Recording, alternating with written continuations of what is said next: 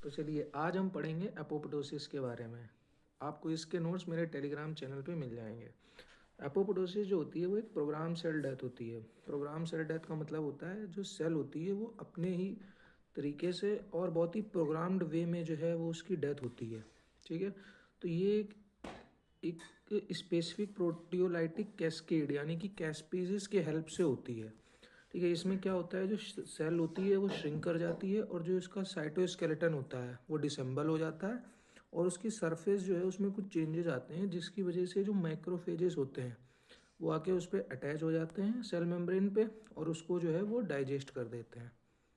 ठीक है, इसको हम एक एग्जांपल के हेल्प से समझते हैं कि जैसे कि ये सेल है। ठीक है, कुछ समय बाद जो है ये श्रिंक हो गई। ठीक है, और फिर ये छोटे छोटे फ्रेगमेंट्स में जो है ये टूट गई है। ये जो फ्रेगमेंट्स होते हैं इनको हम बोलते हैं एपोप्टोटिक बॉडीज। इनको हम लोग बोलते हैं एपोप्टोटिक बॉडीज। ये जो एपोप्टोटिक बॉडीज होती हैं ये कुछ सिग्नल्स सेंड करती हैं जिसको कहते हैं find me and eat me signals. तो ये जो सिग्नल्स होते हैं ये माइक्रोफेजेस को भेजती हैं कि फाइंड मी एंड ईट मी। तो इससे क्या होता है कि माइक्रोफेजेस जो है वो आते हैं और इसको डाइजेस्ट कर लेते हैं। ठीक है, तो इसमें क्या होता है जो प्लाज्मा मेम्ब्रेन है वो हमारी इंटैक्ट रहती है, मतलब प्लाज्मा मेम्ब्रेन जो है वो टूटती नहीं है।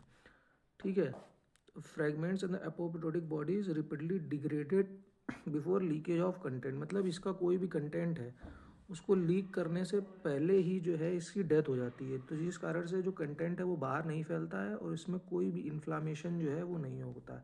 इन्फ्लामेशन कब होगा? जब इसका जो कंटेंट है वो बाहर आ जाए। ठीक है, और जो दूसरी सेल्स हैं उनको जो है वो कुछ हार्म करे। ठीक है, तो इसमें जो है इसका कंटेंट जो है वो बाहर नहीं आ रहा है तो इसमें किसी भी टाइप की कोई भी इन्फ्लामेशन नहीं हुई है। नेक्स्ट हम समझते हैं जो एपोप्टोसिस होती है वो फिजियोलॉजिकल और पैथोलॉजिकल दोनों ही कंडीशंस में हो सकती है। तो फिजियोलॉजिकल एपोप्टोसिस कब होती है? जब किसी भी सेल की बॉडी में कोई नो लॉन्गर नीड, मतलब उसकी अब कोई भी जो है बॉडी में नीड नहीं है तो उसको जो है हम एलिमिनेट कर देते हैं। इसके कुछ एग्जांपल्स समझते हैं हम, जैसे कि endometrial cell breakdown during menstrual cycle. तो मेंस्ट्रुअल साइकिल में क्या होता है जो एंडोमेट्रियल की सेल्स होती हैं, ठीक है, तो अब इनका कोई भी काम नहीं बचा है तो इनका जो है जो एक्स्ट्रा सेल्स होती हैं उनका जो है ब्रेकडाउन हो जाता है। ऐसे ही फॉलिकुलर एट्रेसिया इन मेनोपॉज। तो फीमेल में मेनोपॉज के बाद क्या होता है जो उनकी फॉलिकुलर जो फॉलिकल्स की जो सेल्स होती हैं वो डीजनरेट करना चालू कर देती हैं। नेक्स्ट हम समझते हैं पैथोलॉजिकल एपोप्टोसिस को। तो पैथोलॉजिकल एपोप्टोसिस में सेल्स का एलिमिनेशन होता है जो कि रिपेयर नहीं हो सकती हैं। यहाँ पे उन सेल्स का एलिमिनेशन हुआ था जिसकी बॉडी में कोई नीड नहीं है, बट यहाँ पे वो उन सेल्स का एलिमिनेशन होता है जहाँ जो कि सेल्स रिपेयर जो है वो नहीं हो पाती। जैसे कि जब बॉडी में जो सेल्स होती हैं उनमें जब डीएनए डैमेज हो जाता है, ठीक है, तो इनकी एपोप्टोसिस हो जाती है। ठीक है, इसका एग्जांपल है improper folding of cellular proteins. ठीक है, तो जब सेलुलर प्रोटीन्स जो होती हैं बॉडी में उनकी जब इम्प्रॉपर जो है वो फोल्डिंग्स हो जाती है तो इम्प्रॉपर फोल्डिंग की वजह से क्या होगा जो हमारे जीन्स होंगे वो भी इम्प्रॉपर बनेंगे।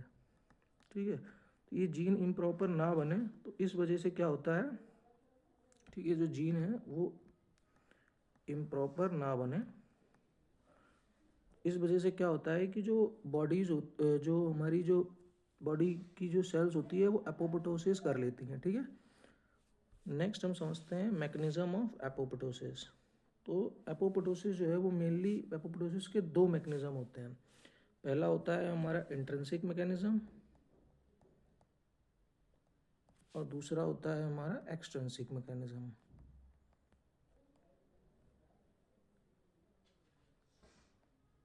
एक्सट्रिंसिक मैकेनिज्म, ठीक है, तो इंट्रिंसिक मैकेनिज्म में क्या होता है कि जब हमारा जो ग्रोथ फैक्टर्स होते हैं उनका जब इनिबिशन हो जाता है या फिर जब बाहर से कोई रेडिएशन टॉक्सिन या फिर बॉडी में हाइपोक्सिया की कंडीशन हो जाती है। हाइपोक्सिया का मतलब क्या होता है कि जो ऑक्सीजन है उसकी कमी हो जाती है, तो उस टाइम में क्या होता है कि जो माइटोकॉन्ड्रिया होती है, ठीक है, उसके पास सिग्नल जाता है और ये क्या करती है कुछ एपोप्टोटिक फैक्टर्स जो है वो रिलीज करती है। ठीक है, जिनको कि हम क्या बोलते हैं वो जो, और ये जो एपोप्टोटिक फैक्टर्स होते हैं ये हमारे जो प्रो कैस्पेज होते हैं बॉडी में उन्हें कैस्पेज में जो है वो कन्वर्ट कर देती है।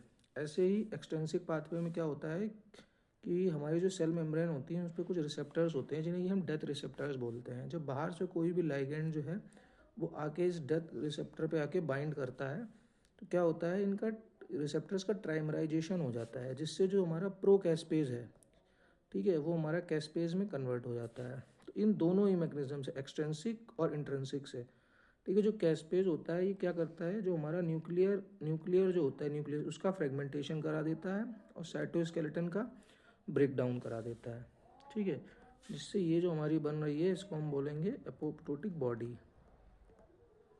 ठीक है, हम पहले ही समझ चुके हैं कि जो एपोप्टोटिक बॉडी होती है ये find me and eat me signal देती है, ठीक है, जिसकी वजह से ये जो है, ये हमारा मैक्रोफेज जो है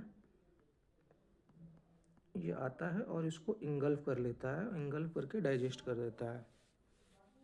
नेक्स्ट हम समझते हैं कि एपोप्टोसिस और नेक्रोसिस के बीच में क्या डिफरेंस है। ये क्वेश्चन एग्जाम्स में सबसे ज़्यादा पूछा जाता है।